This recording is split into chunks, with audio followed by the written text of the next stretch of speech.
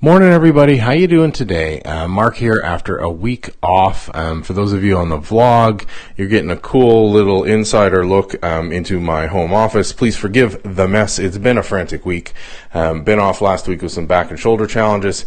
Still struggling through that, but AWS reInvent is less than a week away. And what I wanted to talk to you today and why I'm giving you this look into the studio is I want to talk about preparation. So you can see here I've got things set up. I've been doing some filming ahead of time, and now I'm just going to try this super awkward solo camera swap. Get this down on the set tripod, set up the mic, slide that boy in there, and there we go. So you probably got the microphone in shot here. How's that? Let's get rid of that windscreen. There we go. So one of the things I want to talk about was preparation. So this is my home studio. I've been filming a whole bunch of stuff trying to get ready because in a week from now I'll be in Las Vegas for AWS reInvent. It is going to be crazy, amazing, and super exciting. So one of the biggest challenges though, and this is where I see security teams sort of falling down all the time, is a lack of preparation. So you can see I've got some of the lighting on, but if I had truly prepared ahead of time, and you'll give me 1 second here.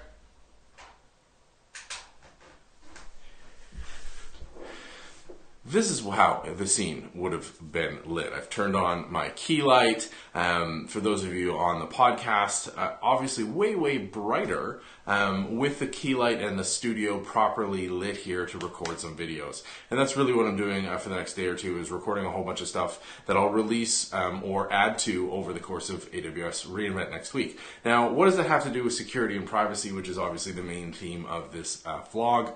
Well, the vast majority of the time when I'm talking to teams, they aren't prepared.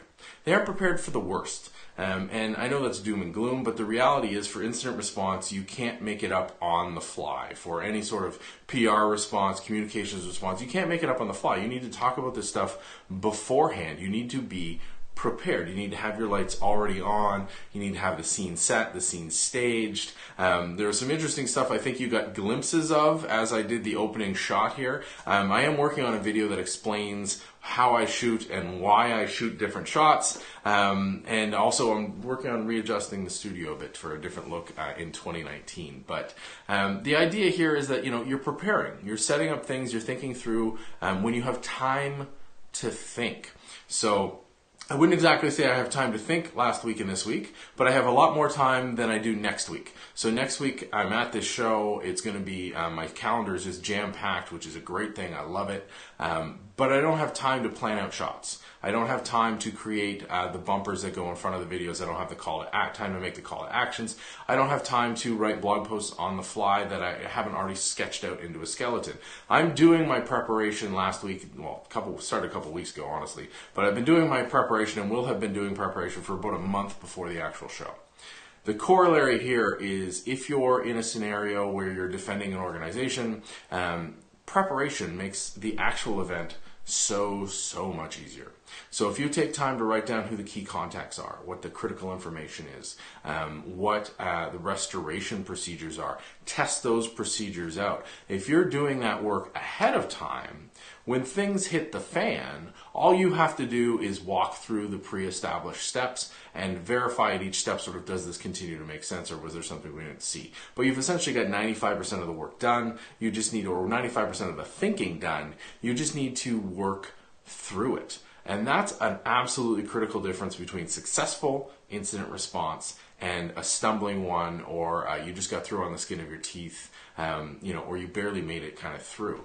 And it's amazing how little prep needs to be done ahead of time, right? Because right now, you're working as normal, your systems are working, I assume they're not breached, you've got time. Yes, there's pressing projects, but take a day, take 2 days to get everybody on the same page and write out a literal checklist. Now, hopefully that checklist points to a bunch of code to do restorations, incident response, all this kind of stuff, but you need to know what the flow is, as opposed to, hey, we determined there was an error, what now? Or there was an attack, what now? So there was an article that dropped in CTV by CTV News here in Canada about a municipality in one of our provinces that actually paid a substantial ransom for ransomware because they hadn't prepared ahead of time. And that's not to cast blame, but the reality is the vast majority of people probably don't have backups. And if you do have backups, probably haven't tested them. So ransomware works by this sort of extortion. I'm going to lock your data out, and you're going to pay me to get access back to it. It works on the premise that there's only one copy of the data. Well, if you just make a simple offline backup and test that backup to make sure you can restore, that whole premise is gone. So yes, it's inconvenient and you need to restore a bunch of systems to clean and then restore a clean set of the data, but you don't have to pay out of pocket for the ransom. Again, preparation is like 95% of security response, and so few teams do it. So that's what's on my mind today as I continue to leave what hair is left as opposed to pulling it out, though I do think it is going grayer over the last couple of weeks. I'm super excited about next week. I'm hoping to be able to do Mornings with Mark all week this week, unlike last week. Feeling a bit better, which is good, but no choice with the looming deadline of AWS reInvent. So please stay tuned to the show. Hit me up online at marknca, in the comments down below for those of you in the vlog, and as always by email me at markn.ca. How are you preparing for incidents or worst case scenarios or just normal day-to-day activities? Do you prepare, or is everything kind of shot from the hip? Let me know. Obviously this week, next week, you're going to see a ton of content around AWS, around the cloud from me. If there's anything in particular you want me to find out about at the show, let me know. I'm more than happy to do that. I hope you are set up for a fantastic day. I will talk to you online and see you on the show tomorrow.